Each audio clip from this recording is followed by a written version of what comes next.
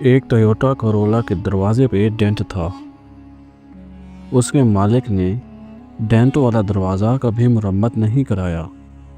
कोई पूछता तो वो बस यही कहता, ज़िंदगी की दौड़ में इतना तेज़ नहीं चलना चाहिए कि किसी को ईंट मारकर गाड़ी रोकनी पड़े। सुनने वाला इसकी आंखों में नमी देखकर कतरे हैरान होता और फिर समझते ना समझते हुए सर हिला देता। सरगोशी सुनोगे या ईंट से बात करोगे? एक नौजवान बिजनेस मैनेजर अपनी ब्रांड न्यू टोयोटा करोला में दफ्तर से DHA में वाक़या घर जाते हुए एक पसमानदा इलाके से गुज़रा जो मुज़ाफ़ात में ही वाक़ था। अचानक इसने एक छोटे बच्चे को भागकर सड़क की तरफ आते देखा तो गाड़ी ऐसा कर दी, मगर फिर इसने बच्चे को कोई चीज़ उछालते देखा। ठा की आवाज़ के साथ एक ईंट इसकी नई गाड़ी के दरवाजे पर लगी थी।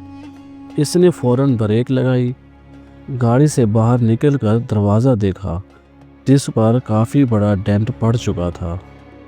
इसने गुस्से से उबलते हुए भागकर ईंट मारने वाले बच्चे को पकड़ा और ज़ोर से झंझोड़ा। अंधे हो गए हो पागल की औलाद, तुम्हारा बाप इसके पैसे भरेगा। मैली कुचैली कमीज़ पहने बच्चे के चेहरे पर नादामत और बेचारगी के मिलते जुलते तासुरात थे। साईं, मुझे कुछ नहीं पता और मैं क्या करूं? मैं हाथ उठाकर भागता रहा मगर किसी ने गल नहीं सुनी। इसने टूटी फूटी उर्दू में कुछ कहा। अचानक इसकी आंखों से आंसू उबल पड़े और सड़क के एक नशीबी इलाके की जानिब इशारा किया। उधर मेरा अब्बा गिरा पड़ा है, बहुत वज़नी है, मुझसे उठ नहीं रहा था। मैं क्या करता साईं? बिजनेस एग्जीक्यूटिव के चेहरे पर एक हैरानी आई और वो बच्चे के साथ नशेबी इलाके की तरफ बढ़ा तो देखा एक माजूर शख्स औंधे मुंह मट्टी में पड़ा हुआ था और साथ ही एक व्हील चेयर गिरी पड़ी थी। ऐसा दिखाई दे रहा था कि शायद वज़न के बस व्हील चेयर संभाली नहीं गई और नीचे आ गिरी, और साथ ही पके हुए चावल भी गिरे हुए थे जो शायद बाप बेटा कहीं से मांग के लाए थे। साईं, मेहरबानी करो, मेरे अब्बे को उठवा कर कुर्सी पर बिठा दो। अब मैली शर्ट वाला बच्चा बाकायदा हिचकियाँ ले रहा था। नौजवान एग्जेक्टिव के गले में जैसे फंदा सा लग गया हो। उसे मामला समझ आ गया और अपने गुस्से पर बहुत नदामत महसूस हो रही थी। उसने अपने सूट की परवाह किए बगैर आगे बढ़कर पूरी ताकत लगाकर कहते हुए मजूर शख्स को उठाया और किसी तरह व्हील चेयर पर बिठा दिया। बच्चे के बाप की हालत गैर थी और चेहरा खराशों से भरा पड़ा था। वो भागकर अपनी गाड़ी की तरफ गया और बटुए में से कुछ हजार निकाले और कांपते हाथों से माजूर की जेब में डाल दिए।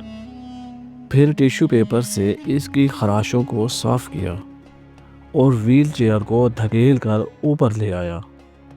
बच्चा ममनूनियत के आंसुओं से इसे देखता रहा और फिर बाप को लेकर अपनी झुग्गी की तरफ चल पड़ा।